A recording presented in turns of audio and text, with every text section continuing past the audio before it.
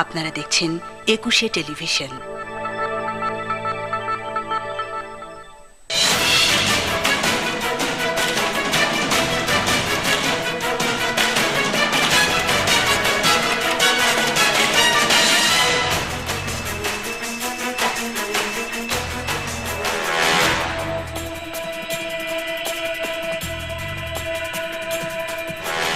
দর্শক শুভেচ্ছা নিন, জনতার কথা অনুষ্ঠানে আপনাদের সবাইকে স্বাগত জানাচ্ছি আমি কনক সারোয়ার। আপনারা জানেন জনগণের কথা তুলে ধরতে এই ২১শে টেলিভিশনের বিশেষ আয়োজন জনতার কথা। দর্শক, আমরা দেশে শক্তিশালী গণতন্ত্র চাই, আমরা চাই সরকারকে সহায়তা করতে। দর্শক, দলীয় সরকারের অধীনে নির্বাচনের প্রস্তুতি শুরু করেছে নির্বাচন কমিশন। কমিশনের হাতে ৯১ ধারা অনুযায়ী যে প্রার্থিতা বাতিল করার ক্ষমতা ছিল নির্বাচন কমিশন তা বাতিল করেছে। নির্বাচন কমিশন ভাবছে প্রধানমন্ত্রী এবং মন্ত্রীরা যেন নির্বাচনী প্রচারণায় অংশ নিতে পারেন সে সংক্রান্ত আচরণবিধি সংশোধনের।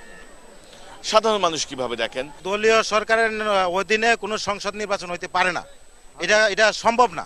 তারা যে সময় বিরোধী দল ছিল তারাও তো মানে নাই, তাহলে এখন কেন মানবে? আমাদের কোনো দলেই গণতন্ত্রের চর্চা নাই, কি বিরোধী দল কি সরকারি দল, কারণ সবাই চায় ক্ষমতায় গিয়ে ভাট বাটোয়ারা করে আখের গুছাইতে।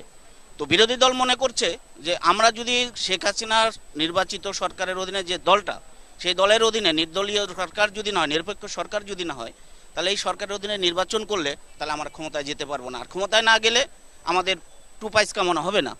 এবং সরকারি দলও তদ্রূপ মনে করছে নিরপেক্ষ নির্দলীয় সরকারের অধীনে নির্বাচন করলে আমাদের যে বিভিন্ন কার্যকলাপ হয়তোবা এই কারণে আমাদেরকে পাবলিক ভোট দেবে না, অতএব আমার ক্ষমতায় থাকতে পারবো না। এখানে হচ্ছে ক্ষমতার দ্বন্দ্ব, আর কিচ্ছু না। দলীয় সরকারের অধীনে আদৌ নির্বাচন হবে বলে আমি মনে করি না। কোন দলের জন্যই দলীয় সরকারের অধীনে নির্বাচন এই দেশে প্রযোজ্য নয়। এই দেশের সরকার নামে সরকার, নিজের আত্মগ্রাসী সরকার, নিজের পেট বড় করার শান্তি করার সরকার, জনগণের শান্তি সরকার নয় কেউ। সংবিধান তো মানতে হবে। সংবিধানের আলোকে যদি নির্বাচন হয়, অন্যান্য দেশের মতো যদি বাংলাদেশের নির্বাচন হয়, তাহলে জনগণ যদি স্বতঃস্ফূর্তভাবে ভোট দেয় তা আমি সমস্যা দেখি না। আর নির্বাচন কমিশন তো গতকালকে ব্যাখ্যা দিছে, আচরণবিধি লঙ্ঘন করলে যেটা প্রার্থিতা বাতিল করার ক্ষমতা, এটা তো আমরা এই পর্যন্ত কেউ করে নাই, এবং এটা শুধু কাগজে বাক, এটা করার কোনো সুযোগ নাই। তার চেয়ে এটা কোর্ট করলে সবচাইতে ভালো হয়। গতকাল আমরা ব্রিগেডিয়ার সাকাওয়াতের কাছে মানে তার মুখে শুনলাম যে আপনার আকবরে যেই আপনার প্রার্থিতা বাতিলের আমাদের নির্বাচন কমিশন নিতেছে, আমার মনে হয় এটা অবশ্যই শুভকর নয় বাংলাদেশের জন্য। কেউ ক্ষমতা থেকে নামতে চায় না, একবার ক্ষমতায় বসলে মনে করে যে সব ক্ষমতা তারে মানে জনগণ সারা জীবনের জন্য দিয়ে দিছে।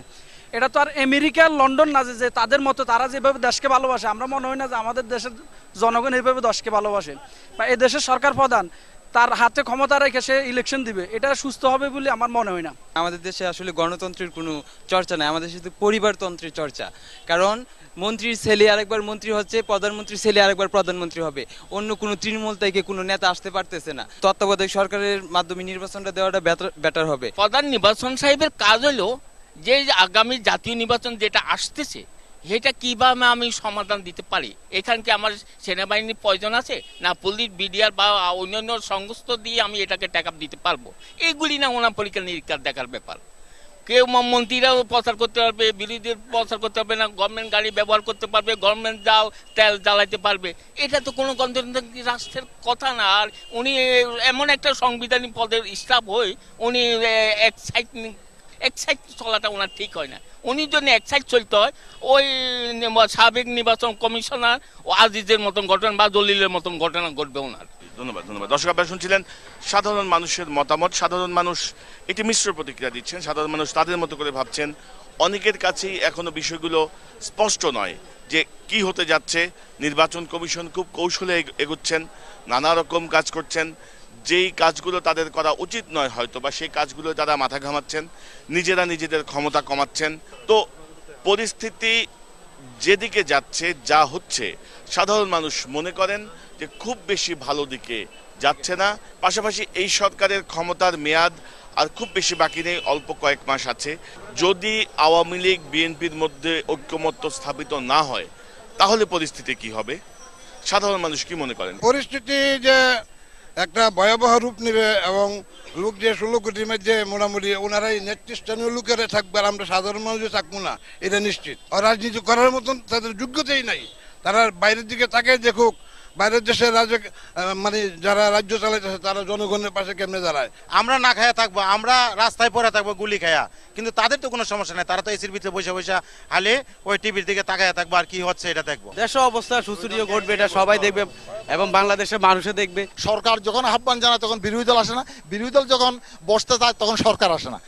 এটা আমরা অতীতে যা দেখছি, কিন্তু আমরা চাই হয়তো সময় খুব কম, এর মধ্যেই আসুক সরকার আর বিরোধী দলের মধ্যে বৈঠক হোক এবং সন্ত্রাসী দল হিসেবে জামাতকে বাদ দিয়ে যুদ্ধাপরাধীদের বাদ দিয়ে নির্বাচনের প্রক্রিয়া শুরু করা হোক। আমরা দলীয় গভর্নমেন্ট যেগুলিকে ক্ষমতা টানি নির্বাচন করি, এগুলি আসলে গণতন্ত্র বলতে কিচ্ছুই বুঝো না, জানো না।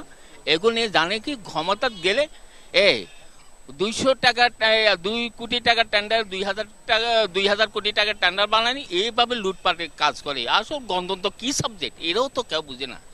আমরা এমন 16 কোটি লোক জিম্মি হয়ে আছি এই সামান্য 200 লোকের হাতে। দুই দলের বসাটা যখন মুরব্বীদের হয়নি, তো আমি মনে করি ইয়াং যে এমপিগুলো আছে তাদেরকে নিয়েও কিন্তু একটা বসা যায়।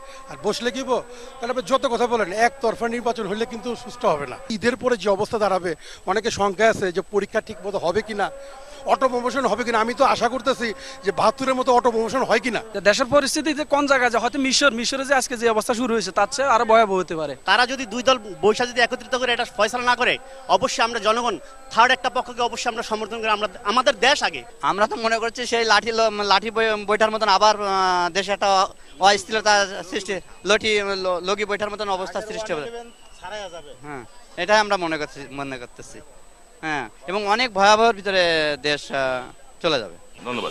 দর্শক আপনারা শুনছিলেন সাধারণ মানুষের মতামত। সাধারণ মানুষ কিন্তু তাদের ভাবনাগুলো অসাধারণ, তাদের বিশ্লেষণ অনেক গভীর এবং সূক্ষ্ম।